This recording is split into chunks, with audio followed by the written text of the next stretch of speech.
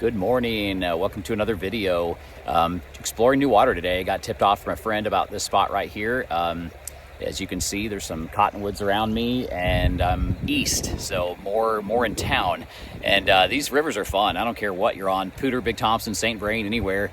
You know, these rivers in town are fun. It's where you get your bigger browns. Typically, you see the browns in that dirtier water in lower elevation. And of course, eventually this flows east, and you know, trout are not going to live in it, and they all dump into this South Platte, I guess. But so this is going to be fun. I'm going to start off. I only have a couple hours to fish in the morning, so I'll probably be ahead of a blueing olive hatch, which we still haven't done this year yet. You know, start with maybe some CFA flies. I'm thinking chubby and what they call a bedhead, what Chris calls a bedhead emerger below that. If we get some rising fish, kind of change it up. Rivers like this, I'm almost always throwing a streamer, thin mint, or a balanced leech, so I wouldn't be surprised if a streamer got one today or two, because that's just a good way to explore water. You can hit undercut banks. This would be a good spot to go at night. You know, I've got a buddy that likes to do that at night. So yeah, I think a streamer, thin mint, balanced leech would be a really good play, something weighted, and try just different retrieves to pulling out of here. So yeah, it should be interesting exploring new water.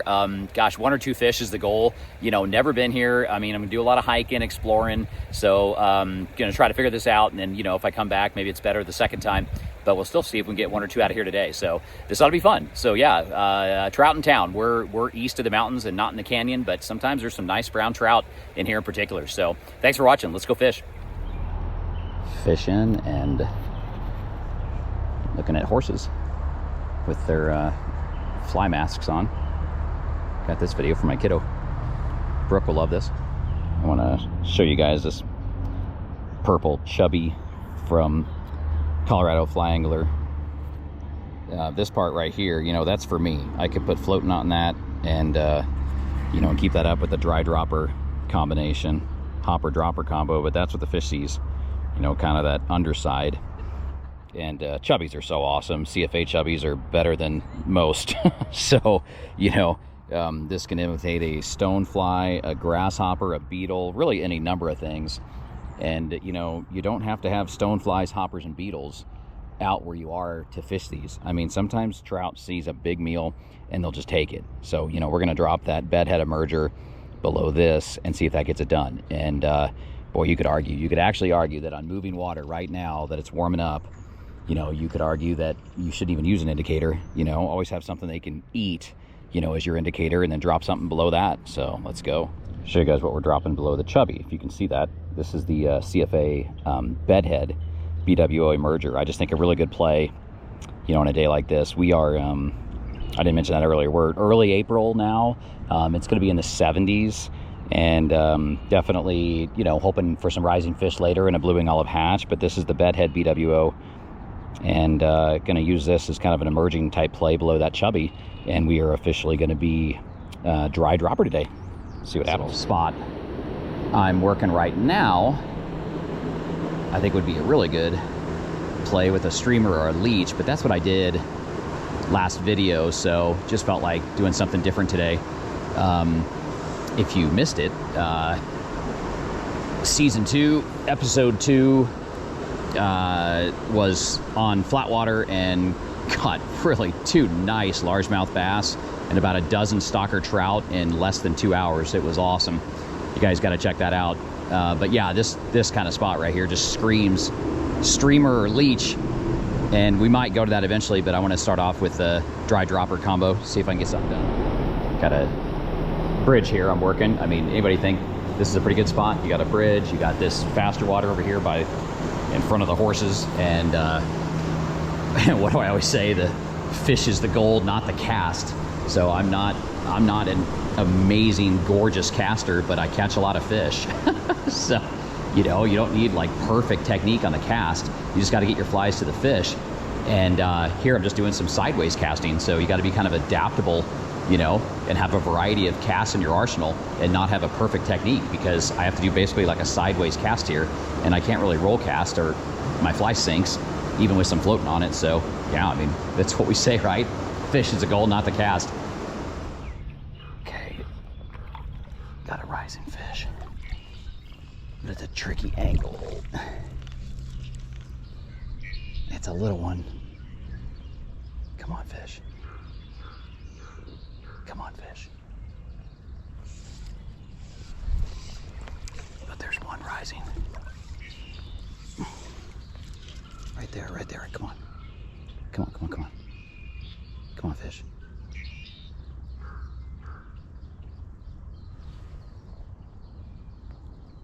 Oh. Oh, I gotta get this guy.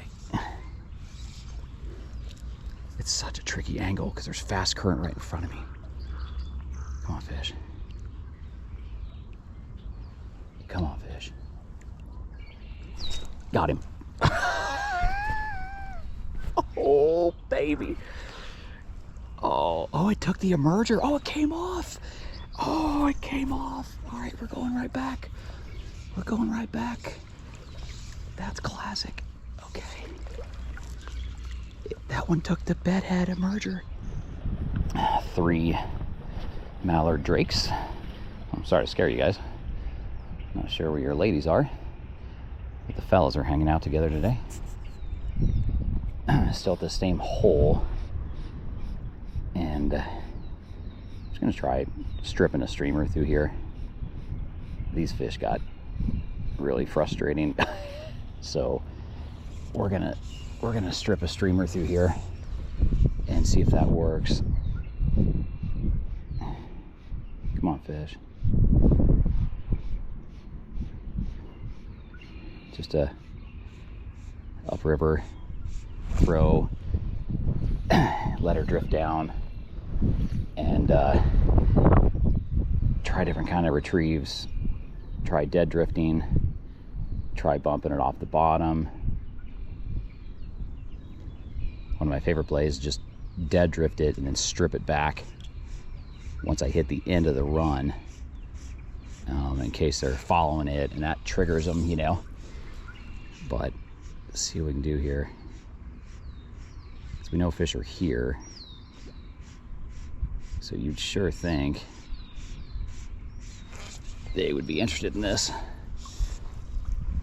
Go right up to where they were rising.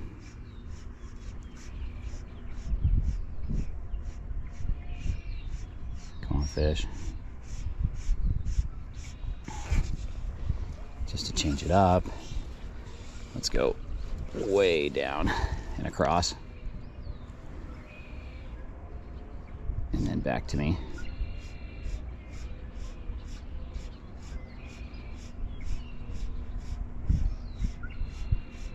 If we get one out of here, we'll try under that tree for sure.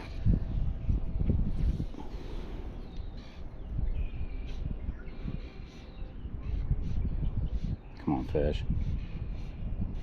Let's go. That's awesome. That bit right under the tree.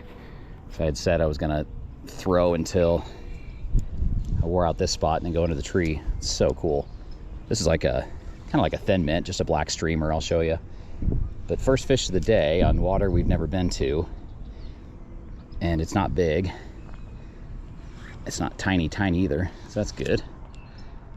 And we'll net it if we get him in. I think he's pinned, just to show you guys. And you gotta love that. Oh my gosh, just a streamer's a good play when you're exploring new water. And that's a brown. How cool. That is a brown trout. Gorgeous, gorgeous brown trout. And there you go. Let's get my hands wet here. That's sweet. What a pretty brown. How when the thin mint came out, but this little black, this little guy right here just caught that fish. So black streamer at the bead head to get it down there. Sweet. So pretty fish, pretty fish. Haven't seen a ton here. So we missed one on the bedhead emerger, and missed a dry fly bite on a chubby. Had trouble figuring those guys out that were rising. Might have been taking emergers, but we got this beautiful brownie. Look at that. Look at that. What a fish. That's a gorgeous Colorado brown trout right there. See you, buddy. And he swam off. All right. That's why that guy chose the protection of that tree. I mean, just such a classic spot, you know.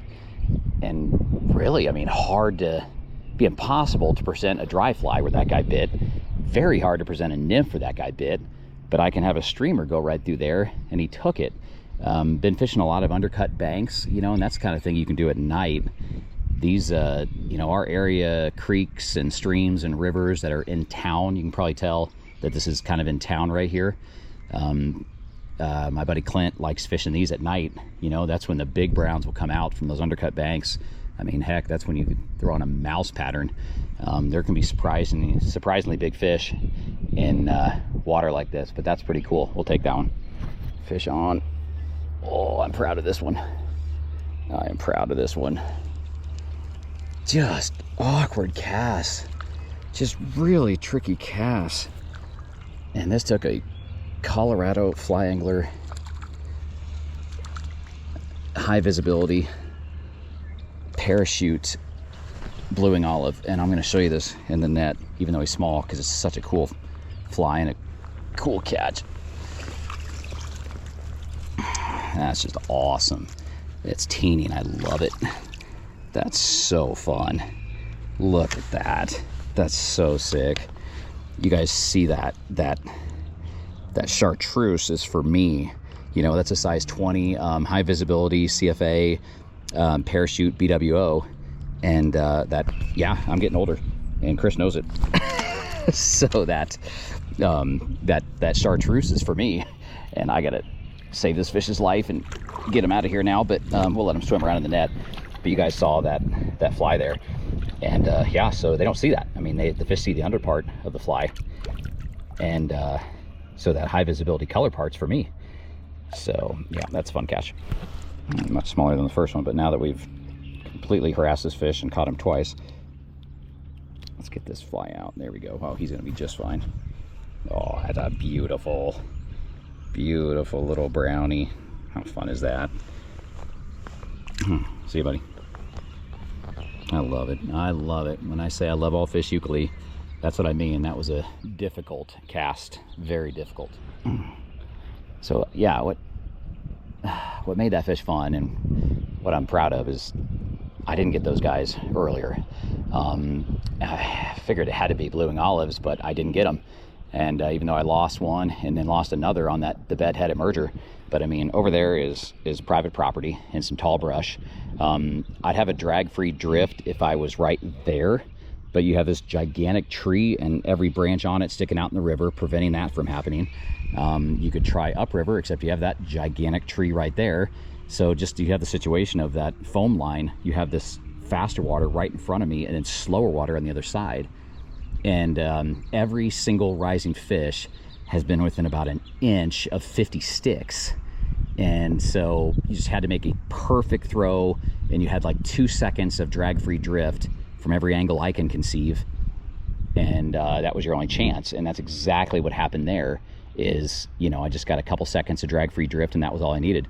Now, that's why the streamer was fun, because I was able to get that. I showed you guys that. I was able to get the streamer, feed line at the end of the rod by shaking the end of the rod tip, and feed the streamer under this big tree that's making a tricky casting angle, but certainly holds fish.